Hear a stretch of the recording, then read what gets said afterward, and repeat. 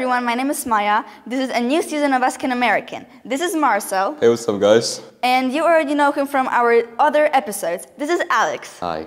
And he's a new member, so why don't you tell us something about yourself? So hi, like Maya said, my name's Alex. I lived most of my life in England and I'm happy to be here. Okay, so the topic of our today's video is basically about safety in American and British schools. So, because as you guys know, lately there has been kind of a debate going on in America whether the guns should be given to everyone or maybe not. So, what do you think about that? So, in my opinion, the guns regulations should be a little bit changed, but not the way that they're trying to change it, because the law is trying to change it to restrict it completely to the public side, but I do not agree with that point, because guns should be allowed to the society, but it should be stricter laws in order to get that gun, more psychological tests and that kind of stuff. Yeah, that is a good idea. What do you think about that?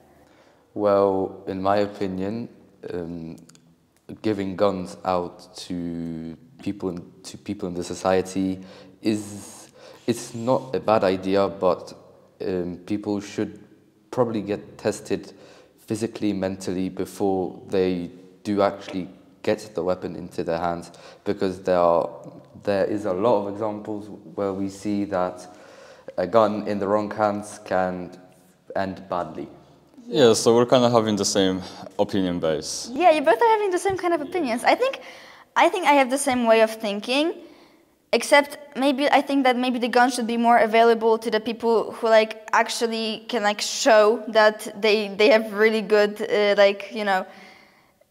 minds for it, because also as you just said, mental stuff, right? Yeah. Some people aren't just made to hold the gun, even if they want it in a good way to help the world, they still just shouldn't have it, because of everything like that. Yeah, I do agree with that. I think that's the main point of it. But a lot of politicians just want to completely clear out the gun law and make it illegal to have any, which probably won't get passed because a lot of people don't agree with it. So, and we live in a democratic world, which the say of people is what goes on.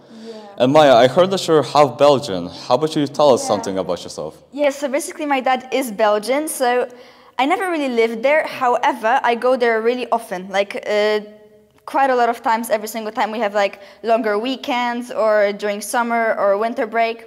And I also have a lot of friends from there who can tell me really often what it's like there. So of course, as we know, in Belgium, let's say the guns are not allowed to the public at all. So you can be from the military or from the police to get it. Normally you just cannot, which already is a really good step towards ensuring school safety, in my opinion, because I think gun attacks are mostly one of the biggest reasons in America for dangerous things going on. So I think that's a really good thing. But also, if you really think about all the other stuff, not just school shootings and stuff like that, I think they also pay a big, a lot of attention to it. Because my friends told me last time, there was also in Poland we have it, right? Fire, but not a real fire. It was kind of, an alarm. And basically what they did, they did a really similar thing as they do in different countries, a lot of European countries. They just made sure that everyone is safe. They all went outside with the exit signs. And of course the teachers counted all of the kids together, right? Checked if everyone was there, and of course no one could start performing taking the fire down before all the kids were out safely. So yeah, I think Belgium is also a really good country when it comes to that. So in America, it's similar to it. We also had fire drills, which once the bell started to ring, that means everybody knew what to do to evacuate out of the building. And there was a specific section in the backyard of the school where everybody lined up specific to their homeroom class, and the teacher counted each other, and and everything was sorted out. I never experienced a real fire in school though. How's it called? It was usually just drills. Yeah. And what else? We also had tornado drills once a year, which basically meant once we were informed that there's a fake tornado, for example, because we never had them in Philadelphia, we just had to go inside the hallways and sit down and tuck in because we had to get away from all the windows as possible. And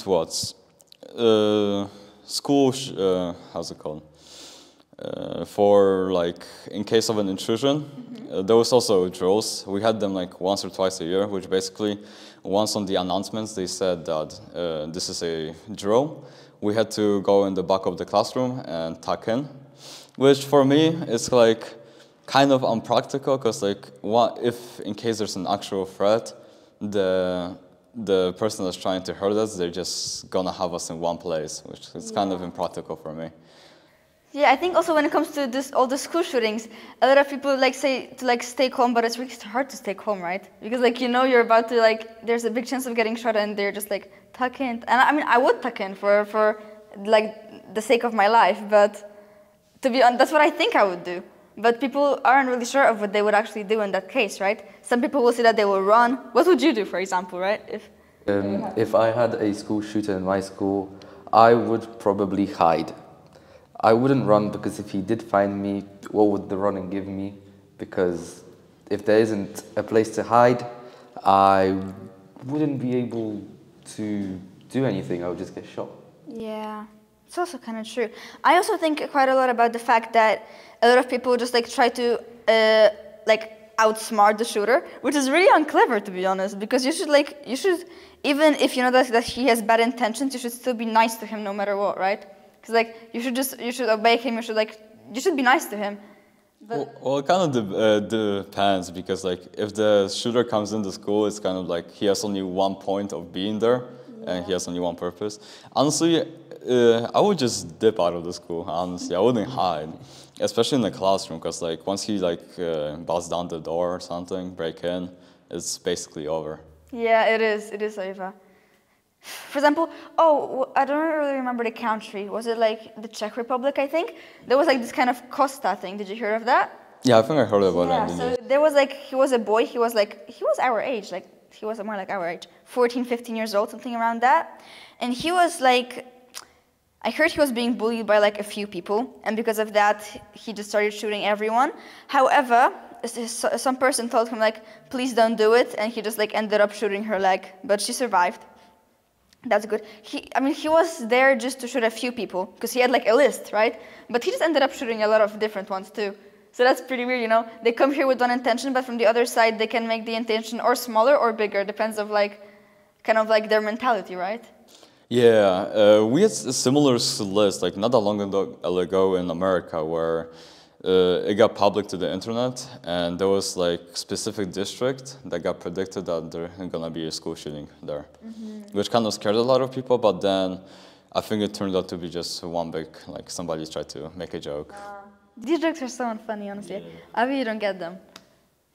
Okay, so like for example, let's say that you were in a school and not a shooting, but for example, someone would say that there's a tornado. Like, what to do then? Because like I never had that because in my country. They don't? They do? No, not really. Well, we don't have tornadoes, but especially in London, there are a lot of stabbings. And when I mean a lot, there is a lot of stabbings. And one procedure that the school puts in place when there is an immediate threat is called a lockdown. So basically, there's a big speaker on the main building of the school, and when the school does find out that there is a threat, they play a male voice that starts repeating the word lockdown over and over again. So basically, the teacher needs to get the room ready, like as in close the door, lock the windows, put the blinds down.